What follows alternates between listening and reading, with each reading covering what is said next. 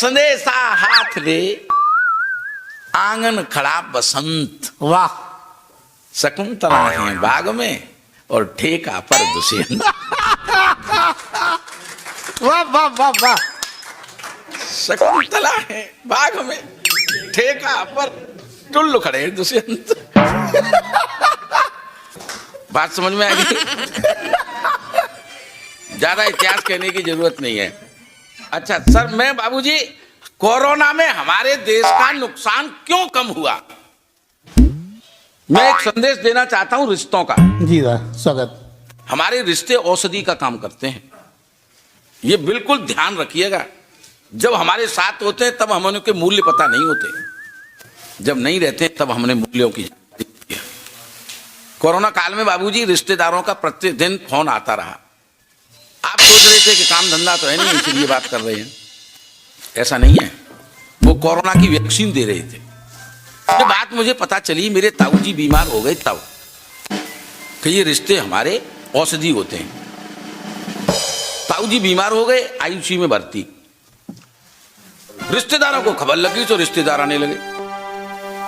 मुझे बड़ा आश्चर्य हो रहा था, ताऊ जी बीमार हैं, अब इन्हें रिश्तेदारों ने और झेलो।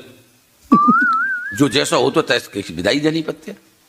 ताऊ जी के इलाज में भाई 5,000 खर्चो, रिश्तेदारों की खातर को सामत में आ गए 50,000। पर बाद में मालूम पड़ी कि जितो रिश्तेदार नहीं ठीक करे ताऊ हमारे, डॉक्टर की काऊ की दम नहीं, सब रिश्तेदार आई ले, ताऊ ठीक नहीं भई। सबते बाद में हमारी छोटी मौसी आई। फागुन को महीना हो, फागुन को महीना हो, और ताऊ आईसीयू में भर्ती, बेहोश पड़े। और उन मौसी ने गेट पे थी कही, जीजा ओ जीजा। ताऊ वाइब्रेशन मोड पे।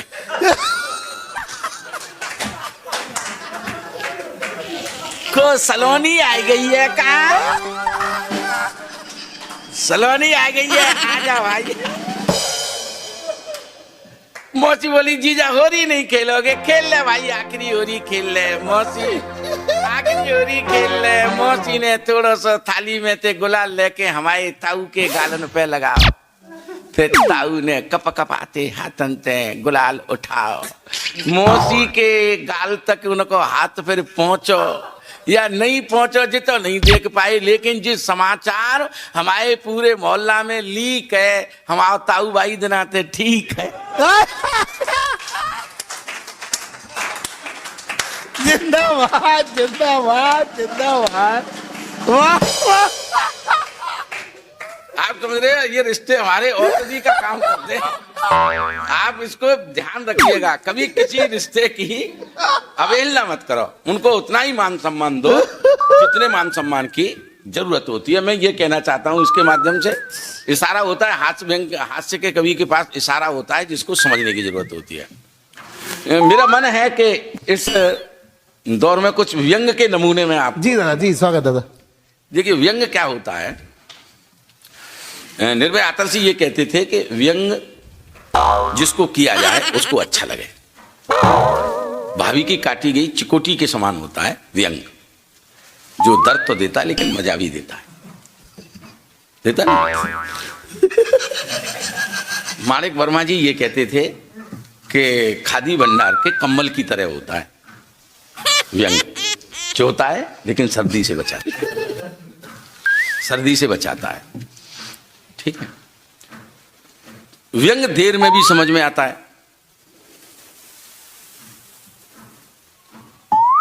एक नमूना कितनी देर में समझ में आता है? जी स्वागत है। आपकी समझ में आएगा कि नहीं आएगा, मैं प्रयोग कर रहा हूं। पिछले दिनों एक मुर्गी ने नीले पीले हरे काले अंडे दिए। जैसे ये खबर मुर्गे ने सुनी, उसने अपनी पिस्तौल उठाई, जंगल में गया और मोर की हत्या कर दी।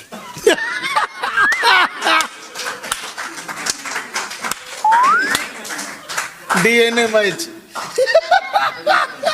व्यंग आ गया समझ में? या एक प्रयोग और करके दिखाऊं? स्वागत। एक प्रयोग और सुनो, अब व्यंग समझ में आएगा।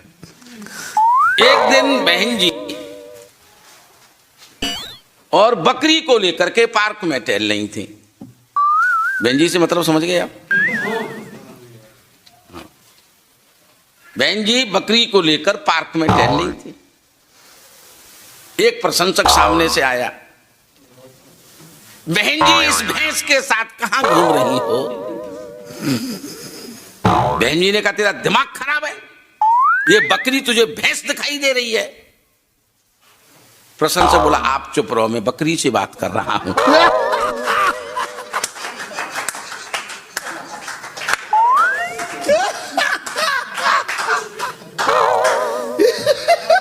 कहा कुछ जा रहा है, समझा कुछ जा रहा है।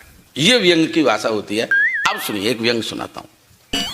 आजकल जो स्थिति हो गया है, स्थितियां जो हैं वो किस तरह की हो गई हैं।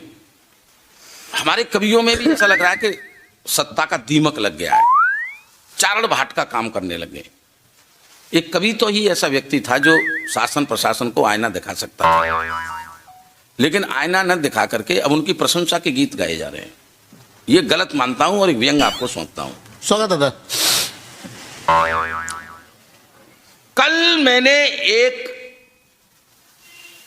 कल सत्ताधीशों के बीच में, सत्ता के समर्थन में मैंने एक बहुत सुंदर सी कविता सुनाई। सत्ताधीशों के बीच सत्ता के समर्थन में मैंने एक बहुत सुंदर सी कविता सुनाई। पंडाल के बाहर खड़े कविता सुन रहे एक भिखारी को बहुत पसंद आई। भिखारी ने 500 रुपए का नोट निकाला और मेरे हाथ में रखते हुए बोला, कवि जी अगर मैंने इससे भी कुछ ज्यादा कमाया होता तो वो सब आज आपका होता। वाह। अगर मैंने इससे भी कुछ ज्यादा और कमाया होता तो वो सब का सब आज आपका होता।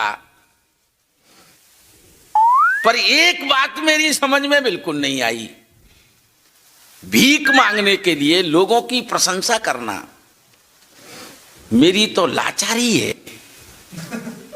पर तुम्हारे मुंह से सत्ता के समर्थन में कविता सुनकर ऐसा लगा कि यार तू तो मुझसे भी बड़ा भिखारी है। अरे वाह वाह वाह वाह, जिंदाबाद। अरे क्या बात कही, वाह वाह वाह वाह वाह वाह वाह वाह वाह। तो मुझसे सत्ता के समर्थन में कविता सुनकर यार मुझे ऐसा लगा तू तो मुझसे भी बड़ा भिखारी है। वाह। तू तो मुझसे भी बड़ा भिखारी है। ये सामर्थ्यवान पर व्यंग किया जाता है। कल एक थाने के सामने एक सपेरे ने जाकर बीन बजाया। बीन की आवाज सुनकर सिपाहियों का समूह निकलकर बाहर आया। उन्हें देखकर सपेरा लड़खड़ाया, घबराया, माथे पे पसीना आया। तो मैंने सपेरे से पूछा, मैंने कि क्यों बे, जब बीन बजा रहा था तो बड़ा खुश नजर आ रहा था, अब काहे को हाँप रहा है, काहे को कांप रहा है, क्यों तेरे माथे पर पसीना आ रहा है? तो कहने लगा कि लठ जी मैंने तो बीन इसीलिए बजाया था कि मेरे पिटारे के सांप निकलेंगे। तालियों को रोक के रखना। मैंने तो बीन इसलिए बजाया था, कल थाने के सामने